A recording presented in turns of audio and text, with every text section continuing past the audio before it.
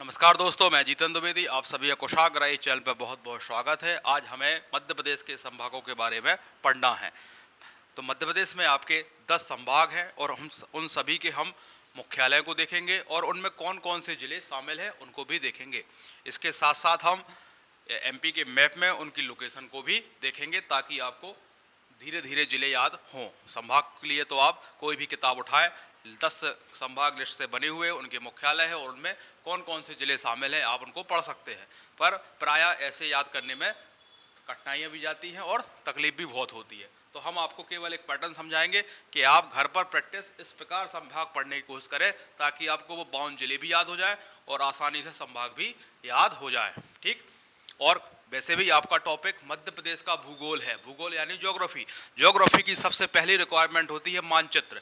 मानचित्र पर आपका जितना अच्छा पकड़ होगा आपको ज्योग्राफी उतनी आसान लगेगी। ठीक। तो हम देखते हैं पहला संभाग चंबल संभाग। कितने जिले आते हैं, मुख्यालय कौन है और मध्य प्रदेश के मैप में ये जिले कहाँ स्थित हैं।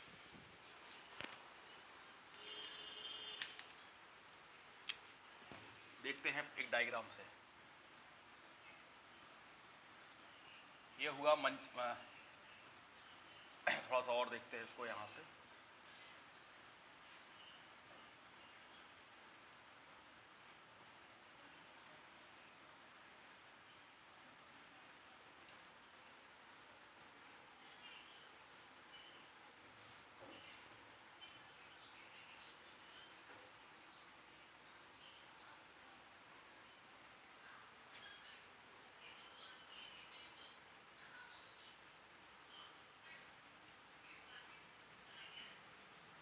ये हुआ आपका एमपी का एक रफली डायग्राम। इसमें हमें देखना है चंबल संभाग के अंतर्गत कौन कौन से जिले आते हैं। तो आप इसको देखें, ये आपका हुआ मुरैना और ये हुआ आपका शिवपुरी और यहाँ हुआ आपका भिंड। ये 3 जिले आपको जो दिख रहे हैं यही है आपके चंबल संभाग में। मुरैना हो जाएगा चंबल संभाग का मुख्यालय और 3 जिले चंबल संभाग के अंतर्गत होंगे। ठीक, ये हो गए आपके। तो यहाँ मुख्यालय में क्या लिखोगे आप? मुख्यालय में लिखोगे मुरैना, मुख्यालय में लिखोगे मुरैना और जिले आप यहाँ लिख लें। इसी प्रकार आप क्या बनाएंगे? नोट्स बनाएंगे। ठीक, इसी प्रकार क्या करेंगे आप? नोट्स बनाएंगे। ठीक। अब दूसरा संभाग दिख रहा है आपका ग्वालियर। अब हम देखेंगे ग्वालियर संभाग में कौन कौन से जिले शामिल है और आपके मानचित्र पर कहां कहां वो स्थित है। तो ग्वालियर का मुख्यालय कौन सा होगा? अच्छा, मुख्यालय याद नहीं करना है आपको, जो भी बड़ा शहर है वही क्या होगा? मुख्यालय होगा। अब देखते हैं ग्वालियर संभाग में कितने जिले शामिल हैं। ये हुआ आपका ग्वालियर, ये हुआ दतिया और ये क्या हुआ आपका? शिवपुरी और यहाँ हुआ आपका गुना और ये आपका होगा क्या? अशोक नगर। तो ये हुआ आपका ग्वालियर, ये हुआ आपका शिवपुरी,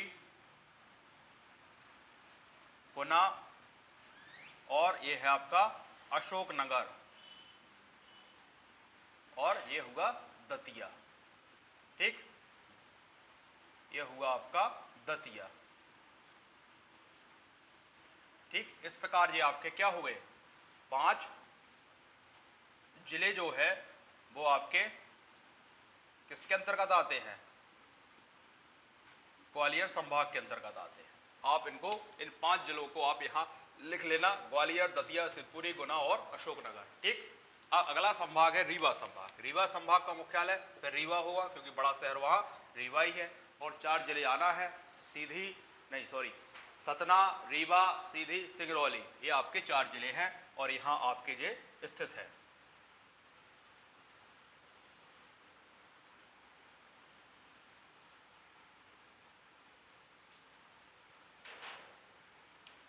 ये हुए आपके वो 4 जिले।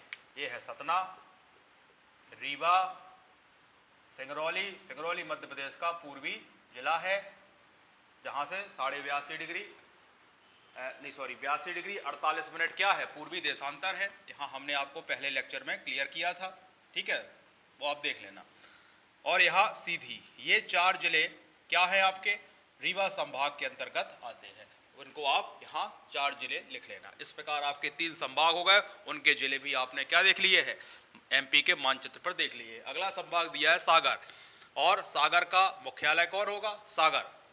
अब सागर संभाग में कितने जिले आते हैं उनको हम यहाँ देखते हैं डायग्राम में, ठीक।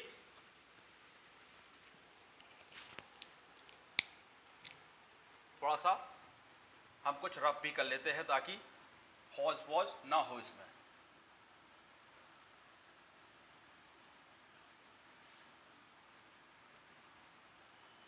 ये आपने 3 संभाग देखे ले। अब बात हो रही है सागर संभाग की, कि सागर संभाग में कौन कौन से जिले इसके अंतर्गत आते हैं। तो देखिए आप, सागर संभाग में पहले तो एक सागर जिला है, ठीक है।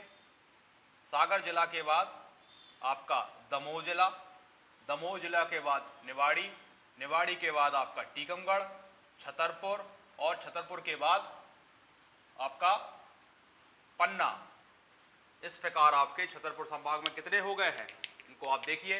ये हुआ निवाड़ी, ये 52वां जिला है इसलिए इसको भी ध्यान रखना है आपको। टीकमगढ़, टीकमगढ़ से अलग हुआ है, और ये सागर, ये आपका दमोह, और आपका छतरपुर, और ये हुआ आपका पन्ना, ठीक। कितने हो गए, 1 2 3 4 5 6, यानी सागर संभाग में 6 जिले हैं, उनको आप यहां लिख लेंगे आप, ठीक। अब अगला है उज्जैन। उज्जैन में कितने जिले हैं और उसके कहां कहां, तो उज्जैन में आपके 7 जिले आते हैं, ठीक है। तो और मुख्यालय तो क्या है, मुख्यालय तो आपका उज्जैन ही है, ये तो हम पहले ही बता चुके हैं। जो भी बड़ा शहर होगा वही क्या होगा, आपका मुख्यालय होगा। अब हमें यह देखना है उज्जैन संभाग में, अच्छा यहाँ चाहो तो आप ब्रैकेट में लिख सकते हो 7 जिले, यहाँ 6 जिले, यहाँ 4 जिले, यहाँ 5 जिले, और यहाँ 3 जिले, ये सब जिले हैं, ठीक है। यहाँ आप अपने नोट्स पर बाकायदा उन जिलों को लिखें, और हर एक संभाग के लिए हर अलग अलग क्या बनाएंगे आप, एमपी का मानचित्र बनाएंगे। जब आप 10 बार प्रैक्टिस कर लेंगे तब आपको ये कुछ जिले एक आपको याद हो जाएंगे, और कौन कहाँ किसके नीचे पड़ता है, बस आपको यही पता करना है। एग्जैक्ट बनाने की कोशिश नहीं करना है, ना आप पेंटर हैं, ना आप क्या है, आप आर्टिस्ट नहीं है कि बिल्कुल आप हूबहू बनाए। आपको पढ़ना है, और आप एक स्टूडेंट है, आपको एक तरीका हो जाएगा। सागर के बगल में जैसे निवाड़ी के नीचे क्या है, टीकमगढ़, क्लियर हो आपको। हाँ, तो अब यहां देखना है कौन कौन से जिले इसमें आते हैं। तो देखिए आप, ये है आपका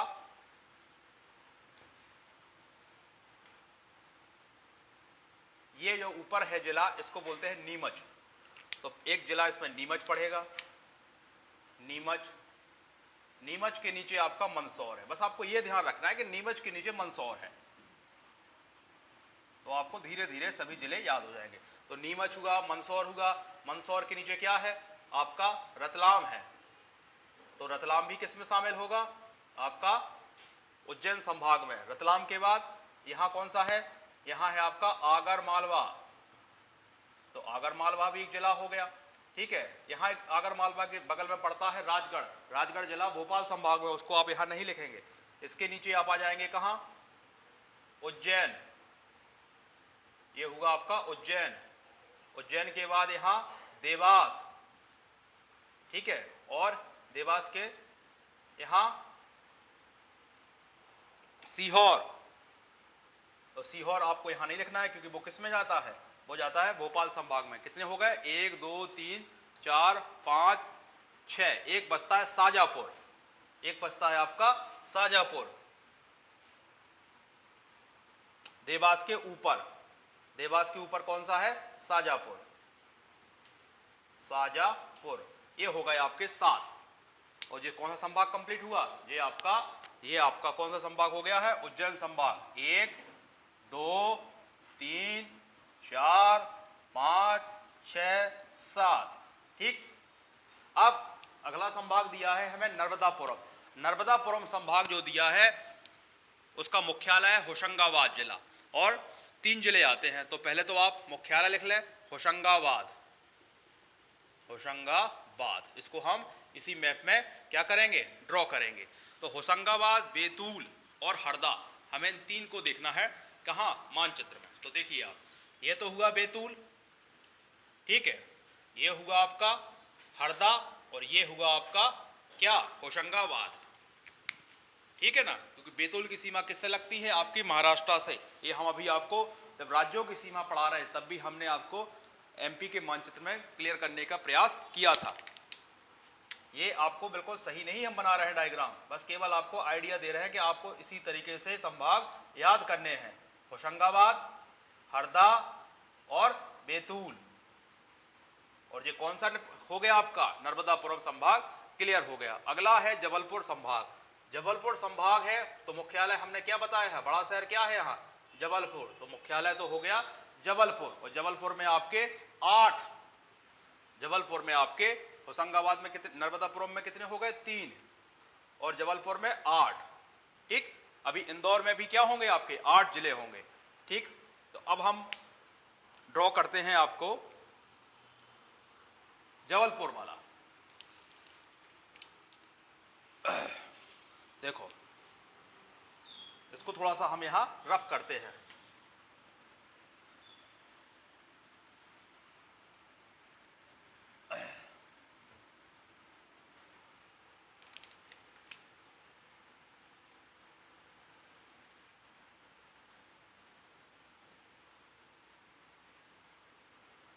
ठीक, अब आप देखें, होशंगाबाद के बगल से जो है वो जिला लगता है आपका नरसिंहपुर। तो ये हुआ नरसिंहपुर, और नरसिंहपुर के से बाउंड्री बनाता है आपका जबलपुर। तो जबलपुर हो गया, ये नरसिंहपुर हो गया, ठीक। नरसिंहपुर के बाद आपका हमें कटनी और नरसिंहपुर, तो कटनी आपका यहां है, ये हुआ आपका कटनी। कटनी के बाद आपको देखना है छिंदवाड़ा। छिंदवाड़ा कहाँ है, छिंदवाड़ा आपके बैतूल के बगल में है। तो ये हुआ आपका छिंदवाड़ा। छिंदवाड़ा सबसे बड़ा जिला भी यही है। छिंदवाड़ा के बाद सिवनी, और सिवनी के बाद बालाघाट। तो ये नीचे 3 क्या है, सिवनी, सिवनी के बाद बालाघाट, बालाघाट, बालाघाट के ऊपर मंडला है, ठीक। ये हुआ आपका मंडला। मंडला, बालाघाट, बालाघाट और मंडला छत्तीसगढ़ से भी क्या करता है, सीमा लगाता है। अब मंडला के ऊपर आपको देखना है डिंडोरी। क्या देखना है, डिंडोरी। कितने जिले हो गए, थोड़ा काउंट करते हैं। देखिए आप, जबलपुर 1, कटनी 2, नरसिंहपुर 3, छिंदवाड़ा 4, सिवनी 5, बालाघाट 6, 7 मंडला और 8, ये हो गए आपके जबलपुर संभाग कंप्लीट, ठीक। अब आते हैं हम शहडोल संभाग पर। शहडोल संभाग यहां आप लिख लेंगे, जैसा हमने साइड जिले बनाए हैं ना, तो जो किताबों में दिए गए फॉर्मेट वही है, पर आप हर एक के साथ क्या बनाएंगे, डायग्राम अवश्य बनाएंगे, यानी मानचित्र की प्रैक्टिस जरूर करेंगे। हमारा उतना सही नहीं है, लगभग गलती माने आप इसको और सही बनाने का प्रयास करें। शहडोल मुख्यालय हुआ शहडोल। अब शहडोल में कितने आते हैं, 3 आना है। कितने आना है, 3। तो शहडोल तो एक है ही, उमरिया हुआ, और एक और है आपका, एक है आपका अनूपपुर, जहां से नर्मदा नदी अमरकंटक से निकली है। तो 3 जिले आपको और बनाने हैं। देखिए आप, अनूपपुर तो ये हुआ, अनूपपुर के बाद शहडोल और उमरिया, तो आप यहीं लिख लेंगे। ये हुआ आपका अनूपपुर, ये शहडोल और उमरिया। ये 3 जो आपके रेड कलर से हमने ड्रॉ किए हैं, इनको आप यहां लिख लेना। अब भोपाल, भोपाल संभाग की बात हो रही है, तो भोपाल संभाग का मुख्यालय कौन होगा, भोपाल होगा पहली बात। अब इसमें 5 जिले आते हैं, उनको हम देखेंगे, ठीक। अब कौन कौन से वो 5 जिले हैं, इन पर अभी हम मैप में डिस्कस करने वाले हैं। देखिए आप, हमने यहां आपको बताया था शाजापुर के ऊपर राजगढ़ बसता है, और राजगढ़ किस में आता है, राजगढ़ आपके भोपाल में आता है। और ये हुआ देवास, उज्जैन देवास, और देवास के साइड में क्या आना है, सीहोर। तो ये हुआ आपका सीहोर, ठीक है ना। ये हुआ भोपाल, और होशंगाबाद के ऊपर आपका रहेगा क्या? रायसेन जिला, तो रायसेन हो गया, सीहोर हो गया, रायसेन, सीहोर, भोपाल। एक और बचता है वो है आपका विदिशा। ये जो हमने ब्लू कलर से लिखा है आपको, यही क्या है? यही 1 2 3 4 5 कंप्लीट हुआ भोपाल संभाग। भोपाल संभाग में ध्यान रखना है, राजगढ़, सीहोर, रायसेन, विदिशा 5 जिले हो गए हैं। अब आपका बचता है अंतिम, अंतिम यानी इंदौर। इंदौर में आपके कितने हैं? 8। उसको भी हम इसी मानचित्र में क्लियर करने का प्रयास करते हैं। ठीक, देखिए ये जो जगह दिख रही है आपको खाली, बाकी तो सब भरी चुके हैं। यहाँ चंबल संभाग, यहाँ ग्वालियर संभाग, यहाँ सागर संभाग और उस साइड आपका रीवा संभाग। केवल ये जगह बचती है, तो यही होंगे आपके वो 8 जिले। कौन कौन से बच रहे हैं देखिए आप, जो बच रहे होंगे वही सब कौन होंगे? अच्छा, इंदौर का मुख्यालय कौन होगा? इंदौर। बड़ा शहर कौन है? इंदौर। ये हम पहले ही क्लियर कर चुके हैं, जो बड़ा शहर होगा वही क्या होगा? उसका मुख्यालय होगा। अब कौन कौन से जिले आपको पता है यहाँ देखिए, ये झाबुआ है, इसको हम बता चुके हैं। कहां बता चुके हैं? जब हमने बताए थे गुजरात से 2 जिले सीमा लगाते हैं, झाबुआ और अलीराजपुर, तो ये हुआ झाबुआ। यहां कौन हुआ सबसे पश्चिम वाला जिला? अलीराजपुर। अलीराजपुर, ठीक। अलीराजपुर के नीचे ये क्या है? बड़वानी। और हमने यहां क्लियर किया था आपको कि ऊपर धार है, और धार सीमा नहीं लगाता है किससे? महाराष्ट्र से। ये हुआ आपका धार। 4 जिले हो गए। अब कौन सा बचता है? ये जो आपको अंदर झुका सा दिखता है, ये कौन सा जिला है? ये है आपका बुरहानपुर। बुरहानपुर दक्षिणी जिला है ये, बुरहानपुर हो गया। बुरहानपुर के ऊपर खरगोन, और खरगोन के बगल में खंडवा, तो ये हो गया खरगोन और ये हो गया खंडवा। ठीक, कितने जिले हो गए? 3 3 6 7। और हमने कितने जिले बताया आपको यहाँ? 8। एक जिला कौन सा छूट रहा है? हाँ, इंदौर। इंदौर कहाँ है? ये हुआ आपका इंदौर। ठीक, हो गए आपके 8। देखिए आप, 1 2 3 4 5 6 7 और 8वां आपका इंदौर। इसको आप अलग अलग ड्रॉ कीजिए। हमने भले आपको एक में 2-3 बता दिए हैं, आप अलग अलग ही ड्रॉ करेंगे, तभी आपको स्पष्टता क्लियर होगी। ये हो गए आपके संभाग। अब इस संभाग में ही कुछ तथ्य हैं, जैसे प्रस्तावित संभाग कौन कौन से हैं, सर्वाधिक साक्षरता वाला संभाग कौन सा है, सर्वाधिक क्षेत्रफल वाला संभाग कौन सा है, न्यूनतम क्षेत्रफल वाला संभाग कौन सा है। इन सबको हम क्या करेंगे? अब यहाँ पढ़ेंगे। इसको हम मिटाते हैं और कुछ अन्य तथ्य जो इसके हैं वो लिखाने का प्रयास करते हैं।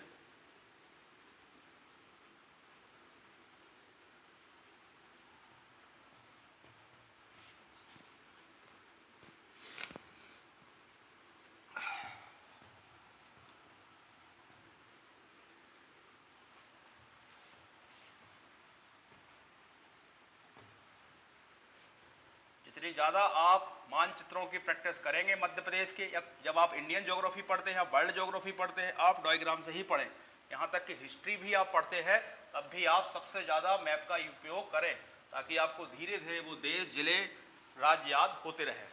ठीक, अब कुछ तथ्य हैं जिनको हम लिखाते हैं। महत्वपूर्ण तथ्य किससे संबंधित है?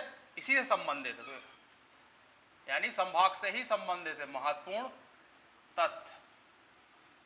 ठीक, पहला तथ्य लिखते हैं हम, क्या लिखते हैं? प्रस्तावित संभाग। कौन कौन से प्रस्तावित संभाग हैं? तो लिखें आप, प्रस्तावित संभाग।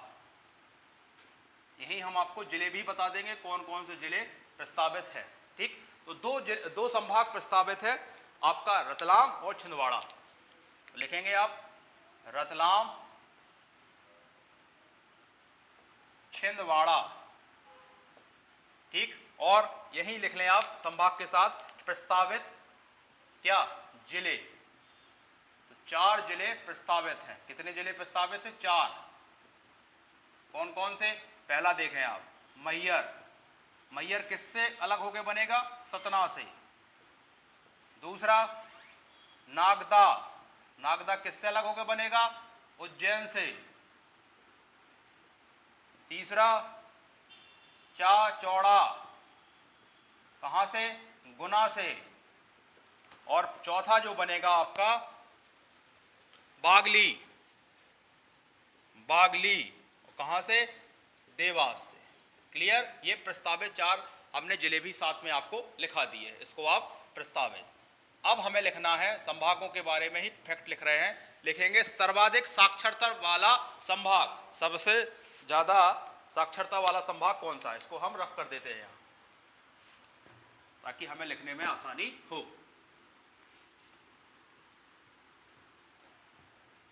देखें क्या लिखाना है हमें, सर्वाधिक साक्षरता वाला जिला, सर्वाधिक साक्षरता वाला संभाग, ठीक।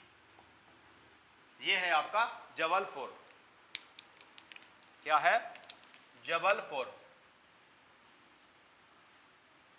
जबलपुर। अगला है सर्वाधिक क्षेत्रफल वाला संभाग, वो भी क्या है, जबलपुर है। तो लिखेंगे आप सर्वाधिक क्षेत्रफल वाला संभाग, वो भी कौन सा है, जबलपुर। लिखी ले आप, जबलपुर। तो जबलपुर को आपको दो में रखना है, एक तो सर्वाधिक साक्षरता वाला संभाग में और सर्वाधिक क्षेत्रफल वाले में। ध्यान रखें, सर्वाधिक साक्षरता वाले में और सर्वाधिक क्षेत्रफल वाले में। अब हमें देखना है न्यूनतम क्षेत्रफल वाला संभाग, क्या लिखेंगे हम, न्यूनतम क्षेत्रफल वाला संभाग कौन सा है भाई साहब, ये है आपका, कौन सा है, ये है आपका शहडोल, शहडोल।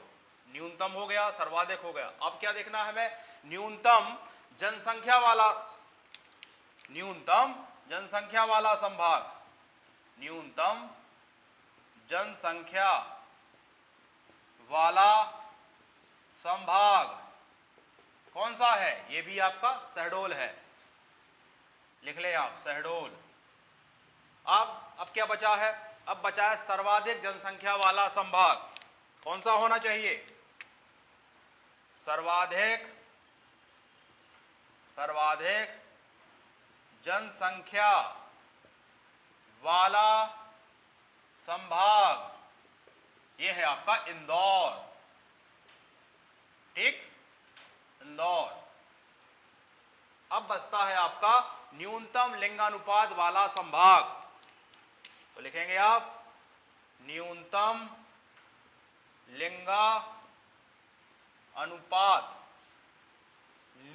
लिंगानुपात वाला संभाग, तो वो है आपका चंबल। क्लियर। ये होगा कुछ इसके महत्वपूर्ण तथ्य संभाग से संबंधित। अब यही हमें देखना है, कुछ और फैक्ट है वो भी हम यहीं क्लियर करा देते हैं आपको, ताकि हमारा जो अगला टॉपिक हो वो हो मध्य प्रदेश की प्रतीकों वाला। तो इसको भी 2-4 फैक्ट और बचे हैं, वो भी हम यहीं क्लियर कर देते हैं।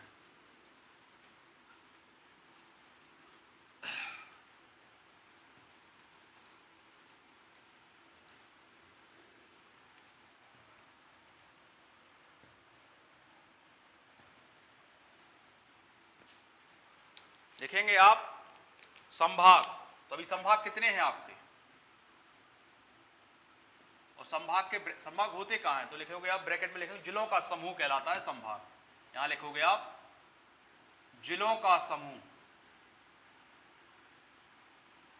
और कितने हैं, 10 है। इसको हम अभी भी पूरा डिटेल से पढ़ चुके हैं। संभाग के बाद क्या होते हैं, जिले।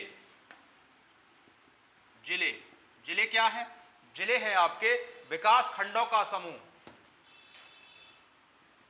विकास खंडों का समूह।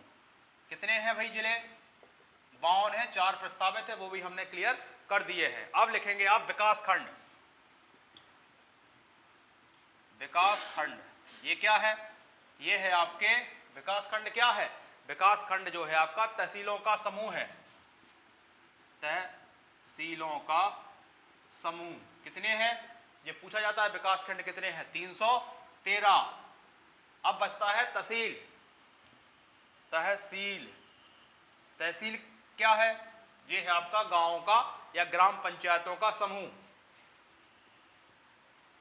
ग्राम पंचायतों का समूह कितने हैं? आपसे एग्जाम में यही पूछना है, कितने हैं? 424। ये है आपके 424। अब है ग्राम पंचायत। ये अभी हमने आपको त्रिस्तरीय पंचायती व्यवस्था पढ़ा रहे, तब भी वहां हमने ये फैक्ट लिखाए थे। ग्राम पंचायत कितने हैं? ये आपके हैं 23,922। 23,922 डेटा याद रखेंगे आप। अब इसके बाद देखना है नगर निगम कितने हैं आपके यहाँ। नगर निगम ये आपके 16 हैं। नगर पालिका है 96। ठीक, ये हो गए नगर पालिका है। अब यहां एक चीज और देखना है, कुल ग्राम पूछा जाता है, कुल ग्राम कितने हैं? कुल गांवों की बात हो रही है, क्योंकि आपको पता है ग्राम पंचायत तो एक या एक से दो अधिक गांव से भी बन जाते हैं। कुल ग्राम आपके हैं 54,903। ठीक, इसके बाद दो तीन चीजें और देखना है, लोकसभा सीटें कितनी हैं, विधानसभा सीटें कितनी हैं और राज्यसभा सीटें कितनी हैं, क्योंकि आप मध्य प्रदेश का सामान्य परिचय भी पढ़ रहे हैं, इसके बाद ही आप अपने सिलेबस पर आएंगे। पर सिलेबस पढ़ने से पहले जो कुछ सामान्य जानकारी आपको आप अपने स्टेट के बारे में पता होना चाहिए। क्या लिखना है? लोकसभा सीटें। लोकसभा सीट कितनी है और कौन कौन सी रिजर्व है? तो लोकसभा सीट आपके यहाँ 29 है। कितनी है? 29। और 29 में आपको एक चीज और देखना है, क्या? एसटी के लिए 6 और एससी के लिए 4। एसटी के लिए 6, एससी के लिए 4। अब बची राज्यसभा। राज्यसभा के आपके यहाँ कितनी सीटें हैं? 11। ये भी आपको ध्यान रखना है। अब आते हैं विधानसभा। विधानसभा, विधानसभा में कितनी सीटें हैं? 230। और जो +1 होती थी मनोनीत वाली, उसको क्या कर दिया गया है? 104वें संविधान संशोधन के तहत समाप्त कर दिया गया है। एंग्लो इंडियन की होती थी, समाप्त है। ये हम पढ़ा चुके हैं पॉलिटी वाले सीरीज में। इसलिए कितनी सीटें हैं? 230। इसको आप कटी कर दें, नहीं तो आपके दिमाग में वो 231 वाला आंकड़ा ना आ जाए। अब यहाँ रिजर्व कितनी है? एसटी के लिए 47 है और एससी के लिए आपके यहाँ 35 है। इनको ध्यान रखना है। ठीक, एक फैक्ट और लिखेंगे आप, इसके साथ ही आज की क्लास हम क्या करेंगे? कंप्लीट करेंगे। जनसंख्या घनत्व, मध्य प्रदेश का जनसंख्या घनत्व कितना है? लिखेंगे, क्या लिखेंगे? मध्य प्रदेश का जनसंख्या घनत्व ये है आपका 236